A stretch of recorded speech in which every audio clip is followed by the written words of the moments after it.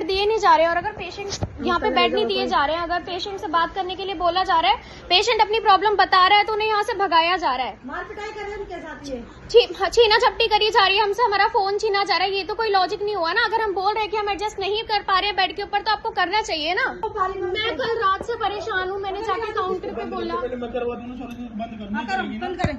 यहाँ पे बदमाशी नहीं चलेगी। सर बदमाशी नहीं करना चाहेंगे हम। चाकू नहीं दिखाओगे? हाँ ठीक है। पेशेंट को धक्के मार के आप हॉस्पिटल से निकाल दोगे, आपको यही ड्यूटी दी गई है। चाकू नहीं दिखाओगे यहाँ पे अटेंडेंट को, गार्डों को? कोई मेल गार्ड मुझे टच करेगा तो मैं अपनी सिक्योरिटी के लिए चाकू नहीं निकाल सकती। चाकू निकालोगे आप? चाकू दिखाओगे आप? भाई मुझे कोई टच करेगा, मैंने अपनी सेफ्टी के लिए वो यूज किया। मेरी लड़की भाई सेफ्टी के लिए कर सकती है आप लड़की। कह रहे हो चाकू यूज किया आपने? मैंने पकड़ा हुआ था, मैंने किसी को मारा नहीं। वीडियो मेरे पास है। वीडियो बना रहे हो आप? मैं बोल रही हूँ मेरी लड़की क्या कोई भी हाथ लगा के मैं चाकू इस्तेमाल करूंगी। करोगी? हाँ मेरी लड़की कोई भी हाथ चाकू लगाए। इस्तेमाल किया है इसमें कह रही है। हाँ मैं बोल रही हूँ मगर मेरी लड़की को कोई जेंट्स वीडियो नहीं बनाने की जरूरत है यार, हमने खुद हमारे को तो शिक्षा दे तो खुद तो तुम इतने ये सर ने बना लिया अभी और इन मैडम ने भी एक मैडम बना के वीडियो बना के रोल रही है। गलत है वीडियो बनाना, ये गलत है वीडियो बनाना, ये बना रही है। लेकिन मैं डरता नहीं वीडियो से, तो मैं गलत हुई नहीं। गलत ये है चाकू दिखा रही है। आपकी नहीं बना रहे सर हम, ठीक है आपकी नहीं बना हैं? आपकी नहीं बना रहे थे। मेरी बना कोई दिक्कत नहीं है। मैं गलत ये है चाकू दिखा रही है। हम क्या क्यों बनाएंगे? लेडीज बुला लो, इनको खींच के ले जाएंगे अभी। कोई बात नहीं, बुला लो, हम चलने के लिए तैयार है। चलो बिना लाइट लेडीज नहीं जाओगे? हैं? बिना लेडीज नहीं जाओगे? मैं कहीं ले आओ लेडीज ले, हम चलने के लिए तैयार है सर, मना तो नहीं कर रहे। बीते दिनों आपने सफदरजंग अस्पताल का एक वीडियो सोशल मीडिया पर वायरल होते हुए देखा था, जहां पर एक लड़की जिसका नाम नताशा था वो अस्पताल में अपनी मां को लेकर के जाती है, जिनकी हालत काफ़ी गंभीर होती है। और जो अस्पताल प्रशासन की लगातार लापरवाही और बदतमीजी का नतीजा है वो जो पेशेंट है उनको दूसरे अस्पताल में उनको भर्ती कराना पड़ा और बिना परमिशन के उनको वहाँ से डिस्चार्ज कर दिया गया। जिस लड़की का वीडियो वायरल हो रहा था वो हमारे साथ बातचीत करने के लिए मौजूद है। नताशा नाम है इनका। नताशा, क्या हुआ था? अस्पताल में आप गए थे, किस तरह से जो अस्पताल प्रशासन का जो रवैया था वो क्या था? एक्चुअली मैं 1 तारीख को हॉस्पिटल गई थी अपनी मम्मी को लेके। मेरी मम्मी की जो तबीयत है वो पूरे 1 हफ्ते से ख़राब चल रही थी, ठीक है। तो मैं सफदरजंग हॉस्पिटल जो दिल्ली का सबसे बड़ा 2nd नंबर पे आने वाला हॉस्पिटल है, मैं मम्मी को वहाँ पे लेके गई। वहाँ जाके मैं देखती हूँ कि जो एमरजेंसी में मैं लेके गई थी वहाँ जाके मैंने देखा कि जो कंडीशन है वो बहुत ज़्यादा सीरियस है। एक बेड पे 2-2 बंदे, 3-3 बंदों को लेटाया जा रहा है और वहाँ पे कोई भी डॉक्टर्स जो हैं वो पेशेंट को देखने नहीं आ रहे हैं। दिन में एक बार देखने आते हैं, वो भी जूनियर डॉक्टर देखने आते हैं, जो जूनियर डॉक्टर ट्रेनिंग पे होते हैं ना वो डॉक्टर्स। हमें एडमिट कर लिया गया। अब एडमिट करने के टाइम पे हमें कुछ भी नहीं बताया गया कि एक बेड पे 2 बंदे होंगे। हमसे कोई भी पेपर पे साइन भी नहीं करवाया गया। अब तीसरे दिन की बात होती है। तीसरे दिन क्या होता है, रात को 12 बजे के आसपास मेरी मम्मी की जो कंडीशन है वो बहुत ज़्यादा सीरियस हो जाती है। मैं वो काउंटर पे जाके बोलती हूँ, वहाँ पे नर्सेज और स्टाफ होता है, मैं उन्हें बोलती हूँ कि मेरी मम्मी की जो तबीयत है वो बहुत ज़्यादा सीरियस हो रही है। अब सीरियस किस वजह से हुई थी पहले मैं बताती हूँ। एक बेड पे 2-2 बंदों को सुलाया जा रहा था, ठीक है। मेरी मम्मी जिस बेड पे थी ना उस बेड पे भी एक और पेशेंट थी, एक ओल्ड एज लेडी थी जिनके हाथ बांधे हुए थे, तो वो अपने पैर मारी जा रही थी। उनके पैर मारने की वजह से क्या हुआ कि मेरी मम्मी को ऑक्सीजन की प्रॉब्लम थी। जाहिर सी बात है उनके पेट में जब उन पैर लगा उनका तो उनकी प्रॉब्लम बहुत ज़्यादा बढ़ गई।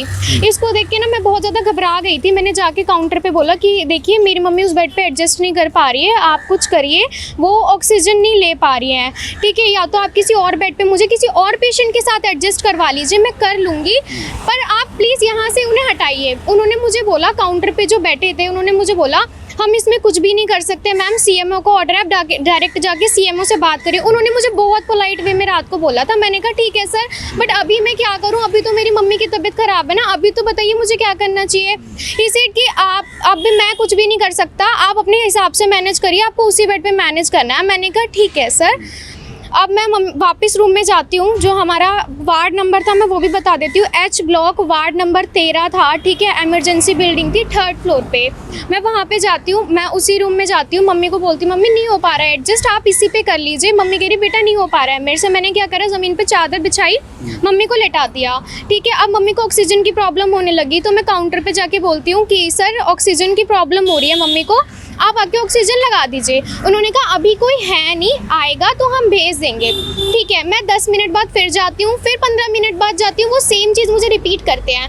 1 घंटे बाद कोई ऑक्सीजन लगाने के लिए आता है मेरी मम्मी को, और वो जबकि देख रहे हैं कि भाई वो पर्सन ज़मीन पे लेटा, उन्होंने कोई भी रिस्पॉन्स नहीं किया, तो मैंने भी कुछ नहीं बोला।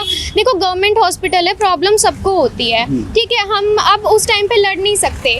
तो मॉर्निंग में क्या होता है कि नर्सेज आती है राउंड पे, वो देखती हैं कि भाई मैंने मेरी मम्मी ज़मीन पे लेटी हुई है, ठीक है, और वो उन्हें उठाने लग रही है। तो मैंने उन्हें बोला कि आप रात भर मम्मी जमीन पर लेटी रही? हाँ जी, रात भर वो ज़मीन पे लेटी हुई थी, जबकि मैंने काउंटर पे जाके सिचुएशन भी बताई थी और देखने भी आए थे स्टाफ के बंदे, जब मेडिसिन लगाने आए थे कि वो पर्सन ज़मीन पे है, बट कोई रिस्पॉन्स नहीं आया। तो मैंने भी कुछ नहीं बोला, मैंने रात को सिर्फ एक वीडियो बना लिया था नॉर्मल दिखाने के लिए कि हाँ गवर्नमेंट हॉस्पिटल्स की सिचुएशन कैसी होती है। मेरा मोटिव किसी डॉक्टर को ब्लेम करना नहीं था उस टाइम पे, मेरा मोटिव था कि गवर्नमेंट हॉस्पिटल्स के अंदर अगर मान लीजिए हम गवर्नमेंट को कोई टैक्स पे कर रहे हैं, हम हॉस्पिटल्स के लिए, स्कूल्स के लिए, मंदिर के लिए, हर चीज़ के लिए टैक्स पे कर रहे हैं सर, तो क्या वो टैक्स आप गवर्नमेंट हॉस्पिटल्स में नहीं लगा सकते? एक अच्छी सर्विस प्रोवाइड नहीं कर सकते? हॉस्पिटल्स में बेड्स प्रोवाइड नहीं कर सकते? मुझे बोला गया कि सीएमओ का ऑर्डर है, सीएमओ जो है हमारे वो सीनियर है, उन्हें पता होगा ना हॉस्पिटल्स में क्या चल रहा है क्या नहीं चल रहा है। ऐसा तो है नहीं कि उनकी निगरानी में कुछ नहीं है। सीएमओ ने ऑर्डर दिया, मतलब वही चाहते थे कि एक बेड पे 2-2 बंदा रहे। डॉक्टर्स जो थे, क्या डॉक्टर्स हॉस्पिटल्स को मैं ये नहीं कह रही कि सिर्फ डॉक्टर्स की रिस्पॉन्सिबिलिटी होती है सारी कि डॉक्टर्स अपने घर से बेड लाएंगे। मेरा कहना यह है कि अगर डॉक्टर्स हॉस्पिटल में हैं, उन्हें सब पता है कि भाई एक बेड पे 2 बंदे सोएंगे, एक पर्सन को टीबी है, मैं उनके साथ अगर मेरा पेशेंट को मैं उनके साथ सुलाऊंगी तो क्या उन्हें बीमारी नहीं होगी?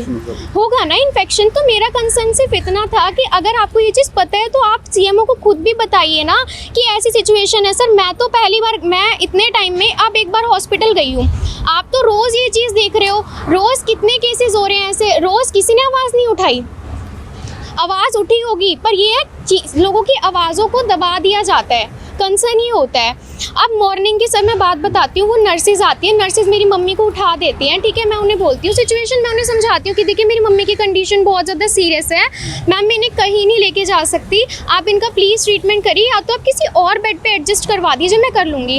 उन्होंने मुझे पहले तो प्यार से बोला देखिए मैम मैं कुछ नहीं कर सकती, आपको करना है तो उसी बेड पर एडजस्ट करना पड़ेगा, ठीक है, ज़्यादा है तो प्राइवेट हॉस्पिटल ले जाओ। मैं फिर उन्हें सेम चीज़ बोलती हूँ तो वो इरिटेट हो जाती है, वो बोलती है आप ज़्यादा अपने प्राइवेट हॉस्पिटल ले जाइए अपने पेशेंट को, हम कुछ भी नहीं कर पाएंगे, ठीक है।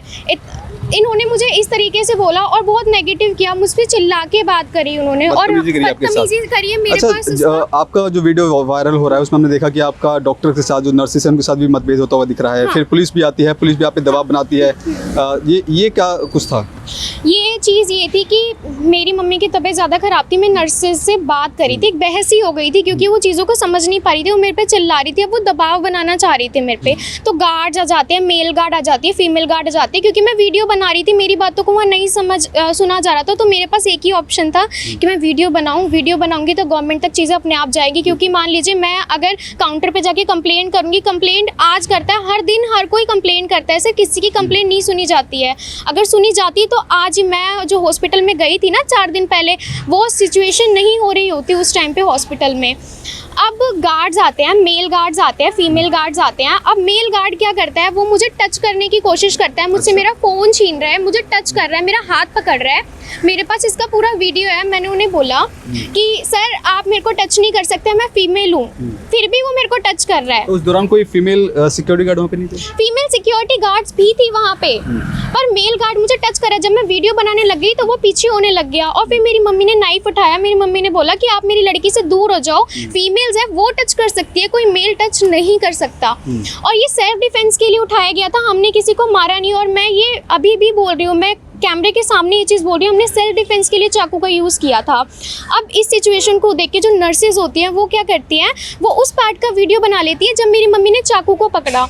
अब एक बात बताइए, आपने पूरा वीडियो क्यों नहीं बनाया, या ये क्यों नहीं बताया कि भाई एक मेल गार्ड मुझे टच कर रहा है, उसका हक नहीं है सर। अगर फीमेल्स है हॉस्पिटल में तो वो उनका काम है, और वो फीमेल वार्ड था। जबकि इसके बाद पुलिस भी वहाँ पे आई थी, पुलिस भी लगातार आप पे दबाव बनाने की कोशिश करी थी, वीडियो में देखा जा रहा है, वो क्या मामला था? सर उसका मामला ये भी है कि देखो, जब मेरी मम्मी ने चाकू उठाया, ठीक है, तो उन्होंने वीडियो बना लिया कि हाँ ये जो लेडी है ना ये चाकू पकड़ रही है, ये क्या कर रही है कि एक तरीके से जुर्म कर रही है कोई, तो वो उनको बुला लेते हैं, पुलिस वाले जो थे हॉस्पिटल के अंदर ही होते हैं, वो उन्हें बुला लेते हैं और उन्हें वीडियो दिखाते हैं और उन्हें वो बोलते हैं कि भाई ये चाकू उठा रही है, ये हमें ना डराने की कोशिश कर रही है, पेशेंट्स को धमकाने की कोशिश कर रही है।